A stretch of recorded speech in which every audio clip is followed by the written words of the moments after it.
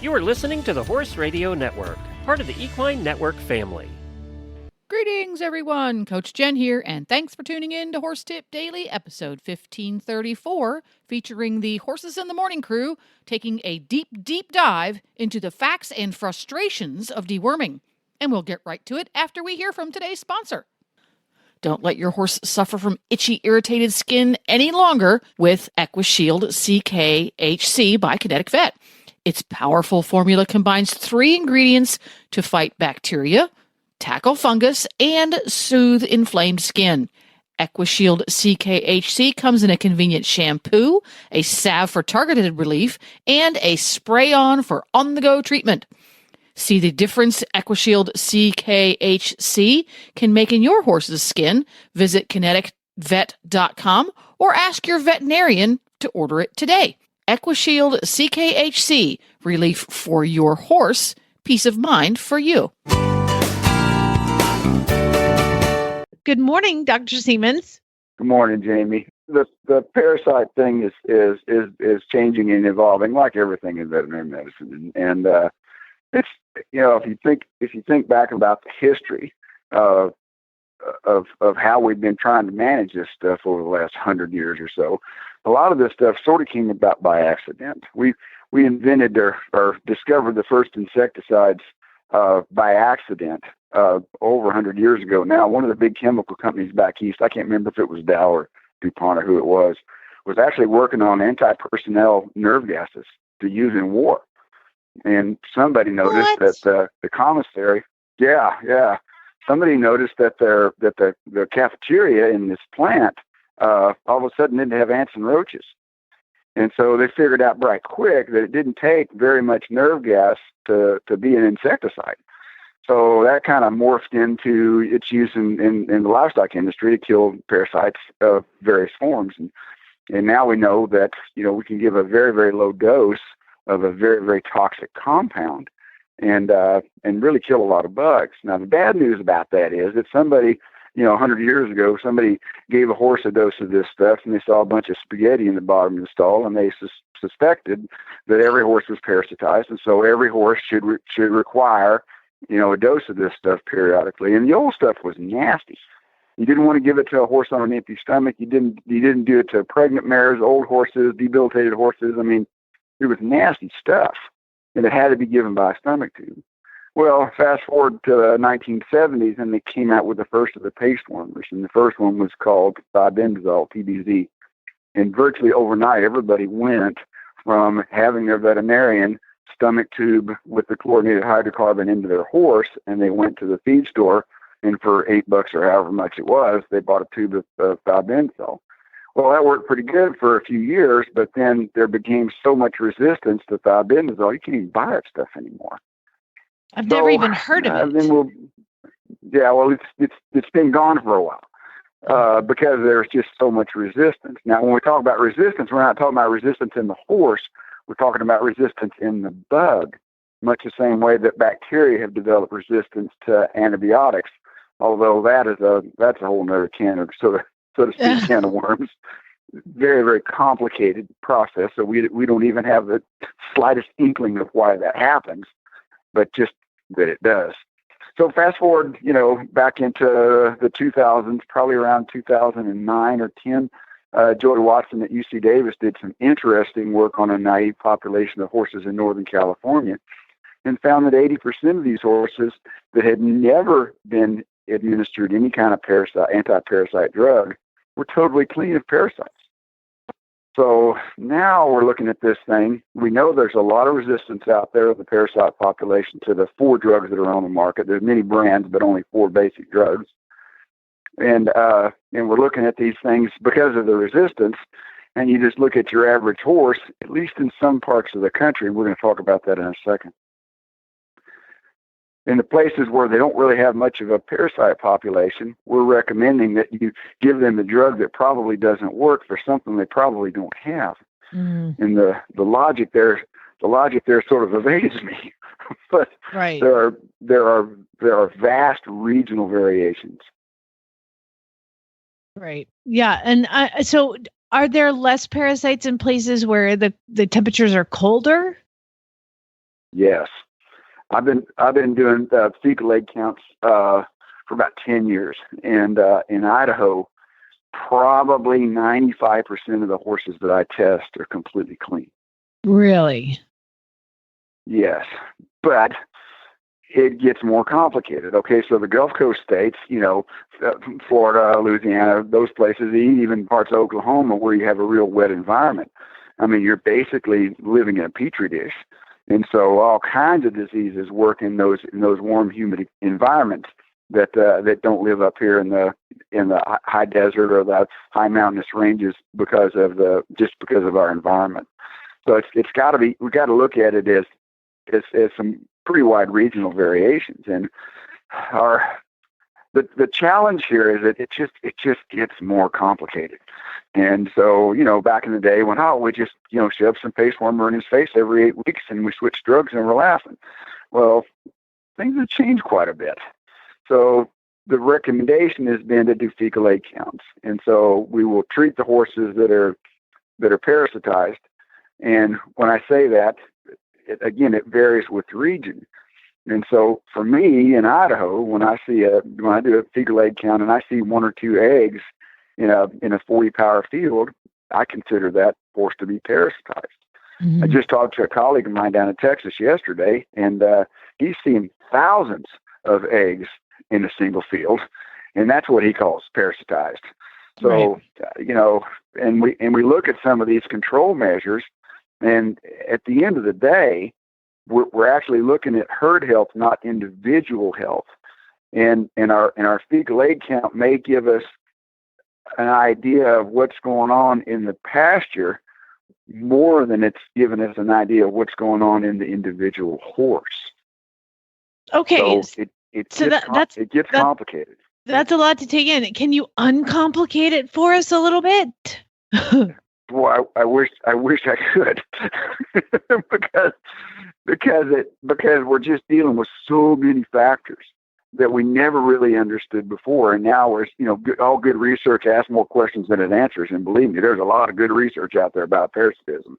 So I think what we want to do is we need to approach this on a herd basis, and you can't just say because we've got one horse that's heavily parasitized that all of them are, because there's a wide range of variation amongst individuals.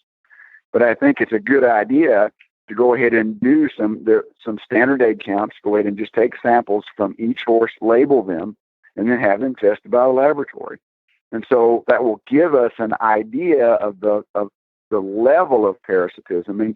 And basically we're only looking at 2 different types of parasites. You're looking at strongyles and you're looking at ascarids. Ascarids are the roundworms. That's the spaghetti-looking stuff that you saw after you gave the ivermectin the other day. Whereas the strongyles are a much smaller worm. You'll see them occasionally, but you got to look for them. So if we can just do some testing on these horses, and probably the best time to do that is going to be the spring of the year, because that's when they're going to be shedding the most eggs. And so that will give you an idea of the peak level of egg shedding. But having said that, that does not necessarily mean that's your only problem, because there are some parasites that stay embedded in the lining of the bow that aren't shedding a lot of eggs at any given time. So it's going to be a herd type management situation. And that's what I've done the fecal egg counts in the past. Obviously, every spring I try to get them done. And there's some horses that shed strongyles, the eggs, and that they can see under the microscope when you send in your fecal egg counts. And so some of the horses showed strongyles. But then when I called the lab, they said, oh, yeah, well, go ahead and deworm all of them with this other type of dewormer, because they don't show the large strongyle eggs or something like that. I can't remember the exact thing, but I still had to deworm them. I don't get it. Yeah, there's 2 flavors. Okay, there's the small strongyles. They're called cyathostomes. And then there's the large strongyles. Okay, the cyathostomes, you can't tell the small from the large as far as their eggs are concerned. But the small strongyles, those are the ones that get embedded. And those are the ones that won't typically shed a lot of eggs, depending upon when you're looking at them. And there's it's not complicated enough, but there's another little aspect here called hypobiosis, and what that means is that these things can go into a state of suspended animation inside the wall of the colon and stay there for years and do nothing, absolutely nothing. So they're just waiting for. They're like Han Solo in carbonite. It's precisely. And so, I mean, I guess you got to back up a notch or two and realize that horses have been here a long time, and much longer than there have been drug companies trying to sell us something to make them healthier. So, I mean, if you just look at your horse and he's carrying his weight okay, and he's got a pretty good shine to his coat when you look at it in the sunlight, even if you haven't bathed him and put Shoshine on yesterday, you can look at a horse and just kind of get an idea that this is a pretty healthy horse. So I think this is something that we might worry about too much. I think it's something we need to try to understand a little bit better and try to control. But I don't just shove wormer in these horses. And horses that are heavily parasitized, like your horse was, that you give them a wormer and then you see a bunch coming out. I think it's a good idea to go ahead and follow up on those horses. But I think it's a good idea to just do fecal egg counts on every single horse, every single spring. Okay, and you'll get sort of an idea of where you're at. And there's some thought out there that some of these horses in some places that have very, very low egg counts, those horses may be harboring a minimal parasite load that's healthy for them. Basically, their immune system is keeping this all in check without a whole lot of help. And so the concept here is one of the animal's own immune system working to control things on his own without our help. For example, we can pull blood on me right now and test it for influenza, and I probably have a reactive antibody titer. That doesn't mean that I'm sick. That just means that my immune system has reacted to this virus in the environment, and it's controlling it. And so there may well be some of these antibodies that build up inside the horse that keep some of this parasitism under control. I mean, if you opened up a horse and started doing cultures and cytologies and all of this kind of stuff of all the different bugs that we know exist, it would drive you nuts. I mean, there's so much stuff going on the inside of the horse, and yet they tend to survive despite our best efforts to kill them with drugs, So if we're looking at the overall thing, like, okay, so this horse that I have that came up with the worms is a 2-year-old filly. She moved from Arizona to here. She's been regularly dewormed and vaccinated and had, always been taken care of. Number one, how did she get them? And number two, how can we practice good husbandry? How can we keep these horses from getting worms? Well, you can't. So don't worry about it. Okay. I mean, that's the bottom line. And again, you got to remember, okay, I mean, these guys have been around for a long time, and they probably were created just about the same time that parasites were created, and they have lived in sort of I wouldn't call it symbiotic because I don't know what horse is benefiting from it. But I mean, they have coexisted fairly successfully over several thousand years, a million, or however long you've been here. So, but I think it's important to understand that this is a fecal to oral transmission cycle. And so the larvae and the eggs get passed out in the droppings, and then they can lay in the soil or in the fresh green growing grass, which is where the small strongyles come from in the spring. And so, just think about hygiene, just good housekeeping. Keep your pens clean, and even in larger paddocks that you can't really keep clean, if you can just drag them. Just break up those manure piles and expose them to the sunlight. UV is a pretty good disinfectant. And so just expose some of these things. Expose some of these things to the sunlight. Get them broken up just with a drag. That'll go a long way towards doing that. So clean stalls and paddocks if you can, and then go ahead and just get the horses tested. Probably in the spring is probably going to be the best time. And but I think shotgun worming these things is doing them a disservice. I can't say this is the reason there is so much resistance to the anti-parasite drugs, because we really don't know what causes the resistance. But I do know that there's a lot of resistance out there. And I do know that these things are basically neurotoxins. And so I don't know what they're doing to the horse, probably not anything we can measure. But by the same token, I just don't think it's a good idea to be shoving something in the horse's face every 6 to 8 weeks just because, we read it in a magazine someplace, so we ought to do that. Right. Because I think we need to treat the horses that are affected. And if a horse is ill, that's a whole different thing. Okay, if he's just really unthrifty and he's looking bad, and he's got a bad hair coat, all those kinds of things, I think we need to take a long look at some of these guys. And a fecal A count is the place to start, but there's also some blood tests that can give us an idea that this horse is systemically ill, and it may well be that the parasite is a secondary problem. In other words, the horse's immune system is suppressed because there's something else going on. Older horses that have Cushing's disease, for example, okay, their immune system has been suppressed by lots of plasma cortisol. And so they're going to be the types of horses that get other things that are opportunistic invaders on top of this thing. So it's not, I wish there was just some one test or some magic wand that I could use that would give me all the answers. Me too. I just go back to this thing of just remember, the horse has been here a long time. And they're doing really, really, really well. And no matter what we do, most of them are going to live anyway. Well, what I heard is that Jamie brought her desert worms up to Oklahoma, is what I heard. Yep. Yeah. That's pretty much what happened. We introduced a whole new species of worm into Oklahoma thanks to Jamie, is what I'm hearing. Well, we can blame her. We can blame that on her. But you got to remember it's a fecal to oral transmission cycle. So they pick up the eggs and the larvae off the ground, and then it goes through the life cycle on the inside of the horse.